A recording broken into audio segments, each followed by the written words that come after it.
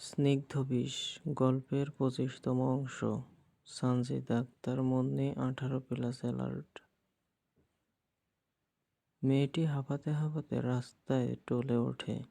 মনে হয় এখনই লুটিয়ে পড়বে পিচ ঢালা পথে। উপস্থিত সবাই লজ্জায় বা সংকোচে চোখ নামিয়ে নিলেও নাজেমের দৃষ্টি স্থির থাকে মেয়েটির উপর। সে এক মুহূর্ত দেরি করে না। ঝড়ের বেগে ছুটে গিয়ে নিজের গায়ের চাদরটি খুলে মেয়েটির শরীরে জড়িয়ে দেয়। তার কণ্ঠে এখন আকাশ ভাঙ্গা আর্তনাদ। পুষ্প, কি হয়েছে তোমার? এই পুষ্প। পুষ্প এই মেয়েটির নাম। পুষ্প নাজেম চাচার এলাকার এককালের হৃদস্পন্দন। তাদের গ্রামের স্কুলের হেডমাস্টারের মেয়ে। সময়ের স্রোতে সম্পর্কটা মলিন হলেও নাজেমের বুকের ভেতর পুষ্পর জন্য ভালোবাসা আজও অমলিন, ঠিক আগের মতোই তীব্র। তাদের বিচ্ছেদ হয়েছে 3 বছর হলো। টলে পড়ে যাওয়া পুষ্পকে শক্ত করে বুকে জড়িয়ে ধরে নাজেম ভয়ে আর উৎকণ্ঠায় গলার স্বর কেঁপে ওঠে তার। বসে থাকা অবস্থাতেই চিৎকার করে ওঠে সে, কি হয়েছে তোর সাথে? ও পুষ্প, বল কে করেছে এমন? ও পুষ্প, কথা ক, আমি পাখি আমার, বল আমার রে, বল না কি হয়েছে তোর? তৌসির গাড়ি থেকে পানির বোতল নিয়ে দ্রুত পায়ে এগিয়ে আসে। তাদের সামনে বসে পড়ে, ধমকের সুরে বলে, বাইঞ্চো নাতি, আগে পানি খাওয়া। ও হাঁপাচ্ছে, একটু সময় দে। নাজেম পুষ্পের গায়ে চাদরটা ভালো করে জড়িয়ে দিতে দিতে বলে, দাঁড়া ও বলুক। পুষ্প এতক্ষণ পর মুখ খোলে। কাঁপা কাঁপা হাতে নাজেমের পাঞ্জাবির গলা খামচে ধরে সে হু হু করে কেঁদে ওঠে। নাজিম ভাই, আমাকে বাঁচাও নাজিম ভাই, আমি আজ আসরের পর স্কুল থেকে প্রাইভেট পড়িয়ে আসছিলাম কান্নায় কথা আটকে যায়। পুষ্পের বলতে পারে না কি বলতে চায়। তাকে এমন ভেঙে পড়তে দেখে নাজিম পরম মমতায় তার গালে হাত রাখে। আশ্বাস দিয়ে বলে, এই বল না কি হয়েছে, আমাকে বল। পুষ্প ডুকরে কেঁদে ওঠে। এবার চোখ বুজে থরথর করে কাঁপতে কাঁপতে একটা ভয়াবহ সত্য উচ্চারণ করে, আমাকে 3জন গ্রামের ওই পোড়াবাড়িতে তুলে নিয়ে গিয়ে ধর্ষণ করেছে। আমি তাদের মুখ দেখিনি, তারা মুখ ঢেকে এসেছিল। আমাকে শেষ করে দিয়েছে নাজিম ভাই। আমি অনেক কষ্টে পালিয়ে এসেছি, আমাকে বাঁচাও। কথাটা শুনে নাজিমের মুখ দিয়ে আর কোনো শব্দ বের হয় না। সবাই স্তব্ধ হয়ে যায় এ কথা শুনে। কলিজায় ঘা লাগলে যেমন তীব্র জ্বালা হয়, ঠিক তেমন এক যন্ত্রণায় নীল হয়ে যায় নাজিম। পুষ্পের এই আর্তনাদ তার পৃথিবী কাঁপিয়ে দিচ্ছে। নাজিম কাল বিলম্ব না করে পুষ্পকে পাঁজা কোলে করে তুলে নেয়। উঠে দাঁড়াতে দাঁড়াতে চোয়াল শক্ত করে বলে, কাঁদিস না পুষ্প, ওদের সবকটাকে আমি খুঁজে বের করে পিস পিস করব, তুই কাঁদিস না ফুল। পুষ্প ফুঁপিয়ে ফুঁপিয়ে বলে, আমার কি হবে? আমি তো এখন নষ্ট হয়ে গিয়েছি। আমাকে তো সবাই কলঙ্কিত বলবে, ধর্ষিতা বলবে। নাজিমের চোখে আগুন, অথচ কণ্ঠে অদ্ভুত দৃঢ়তা। তোকে ওরা স্পর্শ করেছে, কেউ জানবে না। ওদের বিচার আমি করব আমার আদালতে, আমি একান্তে। আর এই মুহূর্তে আমি তোকে বিয়ে করুম, বউ হবি তুই আমার। বলল না বউ হবি? বিয়ে করব আমি তোকে, এক্ষুনি করব। কথাটা বলেই নাজিম মিনহাজের দিকে তাকায়। মিনহাজ গাড়ি টান সোজা কাজী অফিসের দিকে। এটা বলে মর্মাহত নিথর পুষ্পকে গাড়ির সিটে হেলান দিয়ে বসিয়ে দেয় নাজিম। তৌসির নাজিমের পাঞ্জাবির কলার পেছন থেকে টেনে ধরে তাকে একটু দূরে সরিয়ে নিয়ে যায় আর ফিস ফিস করে বলে, মাথা খারাপ হইয়া গেছে তোর ছোট চাচা। তুই একটা ধর্ষিতা মেয়ের বিয়ে করবি বলছিস, তিন বেটা যাকে হাতিয়ে ওরা তুই। তৌসিফের কথা শেষ হতে না হতে হতে হতে দেয় না নাজিম, তার আগেই জোরে শ্বাস নিয়ে কড়া গলায় বলে ওঠে, ওকে আমি ভালোবাসি। এবার যদিও 100 পুরুষেরও হাতানো হয়, তারপরেও আমি ওরই বিয়া করুম। কাজী অফিসে চল। তারপর সবার দিকে তাকিয়ে হুমকি দেয় এক প্রকার, কেউ যেন জানতে না পারে ও ধর্ষিতা। আম্মা যেন জানতে না পারে, সবাইকে বলবো পছন্দ হয়েছে, বিয়ে করেছি। চল তাড়াতাড়ি, আগে কাজী অফিস, তারপর হাসপাতালে। কারো কোনো কথার তোয়াক্কা না করে নাজিম গাড়িতে উঠে পুষ্পের পাশে বসে। তৌসির আর কি বলবে, যার জীবন তার ইচ্ছে। আর পুষ্প তো নিজে যে কলঙ্কিত হয়নি, তাহলে পুষ্প কেন নাপাক হবে? পুষ্প তো পবিত্রই আছে। দীর্ঘশ্বাস ছেড়ে ড্রাইভিং সিটে পাশে গিয়ে বসে তৌসির, তার পাশ ঘেঁষে বসে রুদ্র। জায়গা নেই তো কি আর করার। গাড়ির ভেতর পুষ্পকে নিজের বুকে শক্ত করে টেনে ধরে নাজিম, তার মাথায় হাত বুলিয়ে দিতে দিতে পানির বোতলটা এগিয়ে দেয়। 2 কুলি পানি খেয়ে পুষ্পের প্রাণটা একটু স্থির হয়। সে স্থির চোখে নাজিমের বুক থেকে মাথা তুলে তাকায়। এই মানুষটাকে সে কত খারাপ ভাবত, অথচ এই খারাপ মানুষটাই আজ তাকে নষ্ট জেনে বুঝে তাকে নিজের স্ত্রী হিসেবে গ্রহণ করছে। পুষ্প নাজিমকে অস্ফুট স্বরে বলে, আমার মতো ধর্ষিতা নারীকে কেন বিয়ে করছো? আমি তো এখন কলঙ্কিত। নাজিম পুষ্পের কপালে আলতো চুমু খেয়ে তার বুকের সাথে আবারও মিশিয়ে নিয়ে বলে, প্রিয়তমারা কখনো কলঙ্কিত হয় না। নাজিমের বুকের ভেতর এখনো তুমুল ঝড় চলছে, যা সে কাউকে বোঝাতে পারছে না।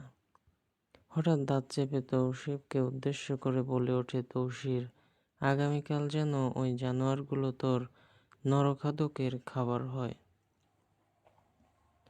তপ্ত শ্বাস ছেড়ে তৌসির উত্তর দেয়, হয়ে যাবে, চিন্তা করো না, চলো আগে কাজী অফিস। এখানে পুষ্পের কোনো দোষ নেই, পুষ্পই রয়েছে।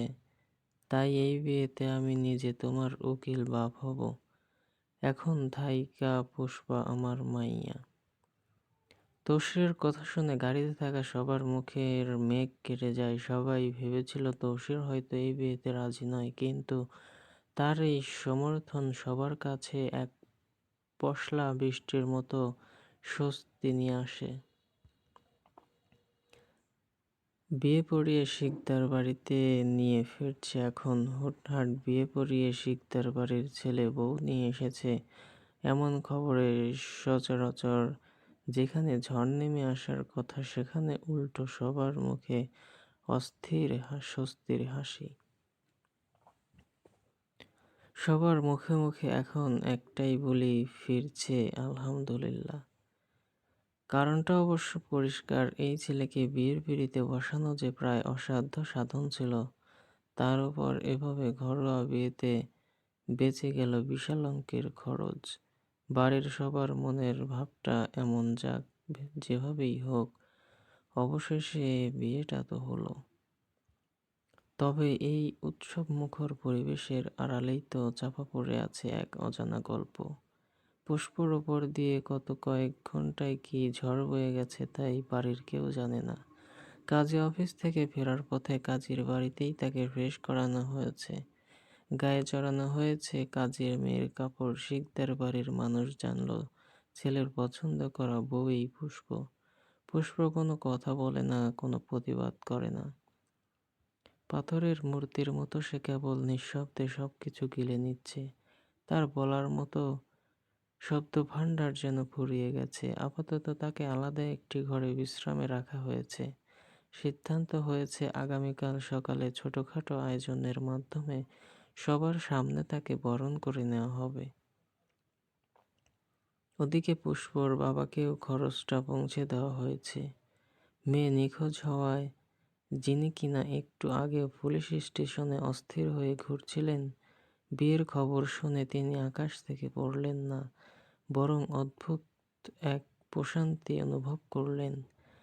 রাগে ফেটে পড়ার বদলে তিনি উল্টো খুশি।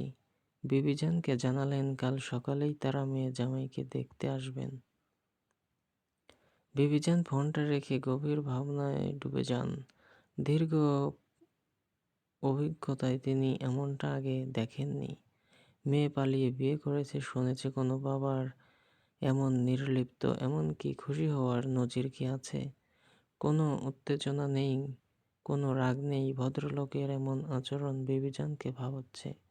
তিনি ভাবতে বাধ্য হচ্ছেন, এই সহজ সমীকরণের পেছনে কোনো জটিল অঙ্ক নেই তো? দোতলার করিডোরে ছায়ার মতো দাঁড়িয়ে আছে নাঝা। নিচে নামেনি সে, করিডোরে দাঁড়িয়েই সব দেখছে।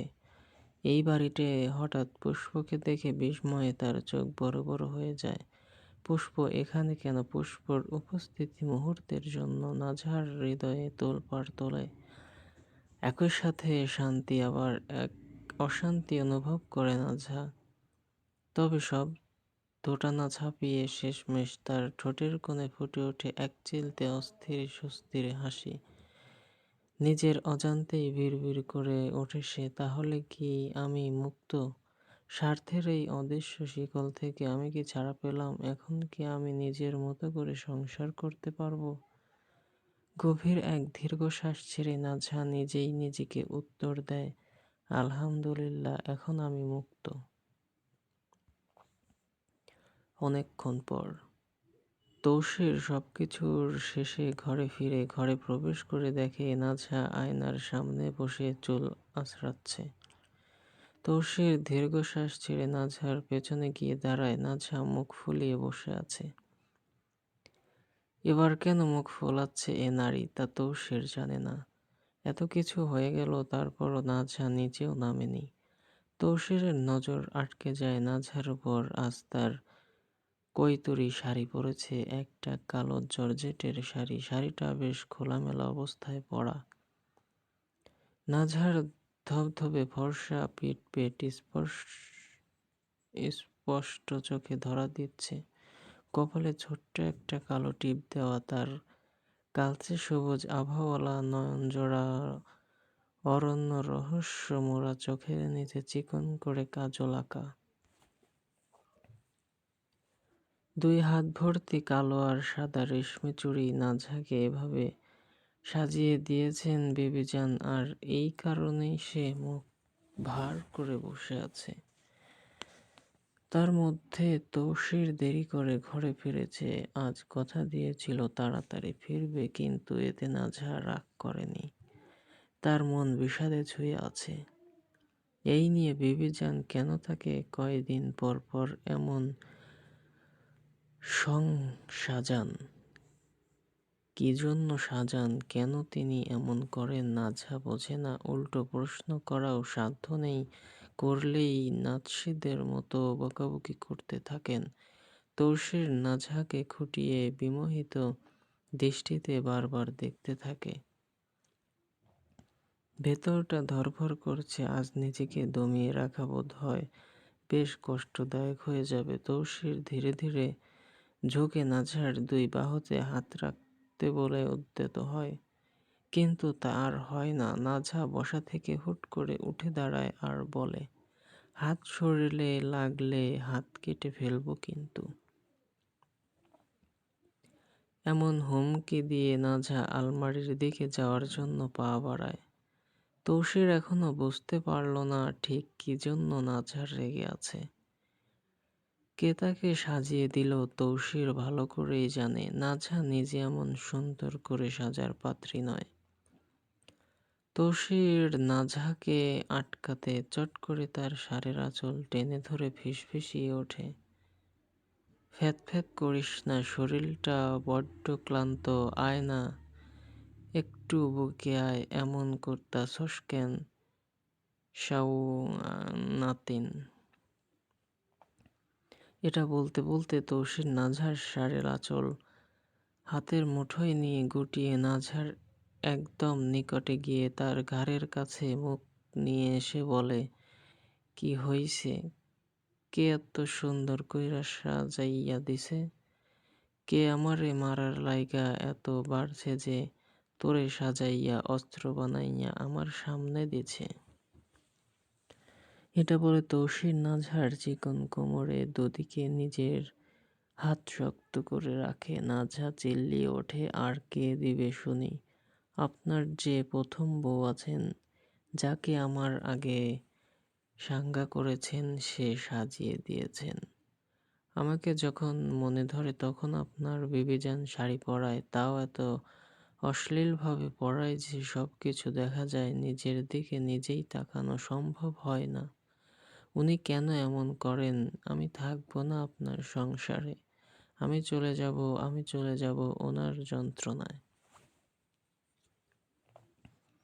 তৌসির নাঝার অভিযোগগুলো শুনেও কিছু বলে না।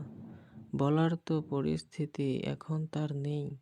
তার যে ভারী নেশা লেগেছে, তার নাঝার নেশা লেগেছে অন্তরে। তৌসির নাঝাকে নিজের দিকে ঘুরিয়ে ধীরলয়ে নাঝার সামনে হাঁটু গেড়ে বসে পড়ে। নাঝার পেটের উপর থেকে শাড়ির অংশ সরিয়ে নাঝার উন্মুক্ত উদরে নিজের ঠোঁট মুখ চেপে ধরে জোরে জোরে শ্বাস ছাড়ে। তারপর উন্মাদের মতো একের পর এক চুমু খেতে থাকে। নাঝা চোখ বুজে দুই হাত মুষ্টিবদ্ধ করে দাঁড়িয়ে থাকে। হাঁটু পর্যন্ত কাঁপছে। তৌসিরের এই উন্মাদনায় পায়ের তালু ঘেমে যাচ্ছে, স্নায়ু টান টান হয়ে আসছে। তৌসির নাঝার কোমরে শক্ত করে হাত রেখে তার উদরে নাক মুখ ঘষতে ঘষতে বলে, কই তরি তুই এভাবে প্রতিদিন শাড়ি পরিস? আমি একবেলা ভাত কম খাইয়া তোর পেটে চুমু খাইয়া নিজের পেট ভরাইয়া নিমু। এটা বলে আবারও তৌসির পাগলামিতে ডুবে যায়। নাঝা এবার আর সহ্য করতে পারে না। ধৈর্যচ্যুত হয়ে কড়া গলায় দাঁত পিষে উচ্চারণ করে, আমার রাগ আরো তীব্র হওয়ার আগে আমার কাছ থেকে সরে যান ভালোই ভালোই। তৌসির কি এসব শোনার পাত্র? না, সে তো এসব শোনারও বান্দা নয়। তৌসির উঠে দাঁড়ায়, দাঁড়িয়ে নাঝার মুখের দিকে কিছুক্ষণ চেয়ে থেকে চিলের মতো টান মেরে নাঝার পাতলা শরীরটা নিজের বাহুডোরে বন্দি করে নিয়ে বিছানার দিকে হাঁটতে হাঁটতে বলে, রাগ করিস না সুরমাইয়া, আজ তোর লগে কিছু একটা মনে হয় হইয়া যাইব আমার। নাঝা এসবের জন্য অন্তত আজ প্রস্তুত নয়। তাই ও ছটফট করতে করতে বলে, ছাড়ুন তৌসির, আজ মন চাচ্ছে না এসব। তৌসির নাঝাকে বিছানায় বসিয়ে দিয়ে ধীরে ধীরে তার পায়ের কাছে বসে। তার ডান পায়ের পাতা হাতে তুলে নিয়ে তার পায়ের পাতায় চুমু খায়। নাঝা দুই হাতে বিছানায় চাদর খামচে ধরে বলে, তৌসির কি করছেন? পা থেকে সরুন না। তৌসির নাঝার কথাটা মানে। সে ধীরে ধীরে বিছানায় উঠে বসে। নাঝার ব্লাউজের ফিতেটা খুলে দিতে দিতে ফিসফিসিয়ে ওঠে, খুলে নেই কই তরি সব। তৌসিরের ঠান্ডা আঙ্গুলের ছোঁয়া নাঝার অনাবৃত পিঠ ছুঁয়ে যায়। ব্লাউজ কাটিংয়ের ফাঁকে নাঝা ফিসফিসিয়ে বলে, ছটফটিয়ে বলে, হাত সরান না, কেমন করছে শরীর, ঝিনঝিন করে কাঁপছে। তৌসির নাঝার পরিধের বাঁধনগুলো একে একে খুলে দিতে শুরু করে। তৌসিরের হাত দুটো ধীরলয়ে উঠে আসে। ওর আঙ্গুলের ডগা যখনই নাঝার পিঠের এক একটা ফিতে স্পর্শ করে, এমনকি এক বিদ্যুৎ চমকের মতো শিহরণ খেলে যায় নাঝার মেরুদণ্ড জুড়ে। নাঝা কাঁপছে, থরথর করে কাঁপছে ওর চোখের পাতা, কাঁপছে হাতের আঙ্গুলগুলো। সে চাইলেও এই কাঁপুনি থামাতে পারছে না। তৌসির খুব আলতো করে পৃথিবীর সবচেয়ে দামি কোনো কাচের জিনিস ছুঁয়ে আছে। ঠিক সেভাবেই ফিতের বাঁধনটা ধরে একটা টান, বাঁধনটা আগলা হয়ে যায়। ফিতেটা খুলে যাওয়ার সাথে সাথেই তৌসিরের তপ্ত আঙ্গুলগুলো নাঝার পিঠের মিশ্রণ ত্বক ছুঁয়ে দেয়। সেই ছোঁয়ায় নাজহার শরীরের কাঁপুনি আরো বেড়ে যায়। ওর মনে হচ্ছে পায়ের নিচ থেকে মাটি সরে যাচ্ছে। তৌসিরের আঙ্গুলগুলো পিঠের ওপর দিয়ে খুব ধীরে ধীরে চলাফেরা করছে, আর প্রতিটি স্পর্শে নাজহার বুকের ভেতর তোলপাড় হয়ে যাচ্ছে। সে শক্ত করে নিজের ঠোঁট কামড়ে ধরে, চোখ দুটো বুজে ফেলে আবেশে। তৌসিরের এই স্পর্শে কোনো তাড়া নেই, আছে শুধু এক গভীর সম্মোহন, যা নাজহাকে এই মুহূর্তের কাছে পুরোপুরি অবশ করে দিচ্ছে। নাজহার এমন কাঁপুনি দেখে ধমকে ওঠে তৌসির। সর মাইয়া, এমনে কাঁপস কেন? এটা বলেই তৌসির নাজহার বক্ষবন্ধনীর বাঁধন ফসকে দেয়। তৌসির নাজহার নিরাভরণ শুভ্র কোমরে দুই হাত শক্ত করে রেখে নিজের ঠোঁট মুখ চেপে ধরে নাজহার রক্তাভ শুভ্র অনাবৃত পিঠে। নাজহা এবার আর নিজেকে ধরে রাখতে পারে না। এমন স্পর্শ, দম বন্ধ হয়ে আসছে তার। নাজহা তরতর করে কেঁপে ওঠে, চিৎকার করে বলে, তৌসির, আর না, অনেক হয়েছে। এ শুনে তৌসির তো তব্দা খেয়ে যায়। এ মেয়ে বলে কি, এখনো কিছু করলও না, বলে আর না। তৌসির তিক্ত সুরে বলে, দূর সিনাল, ছুঁইলাম ধরলাম কিছু করলাম না, তুই শেষ মারাস কি তা? এটা বলেই তৌসির তাকে বালিশে শুইয়ে দিয়ে তার দিকে ঝুঁকতে ঝুঁকতে বলে, চল, এসব সাই মাই বগা জাতি কথা বাদ দে।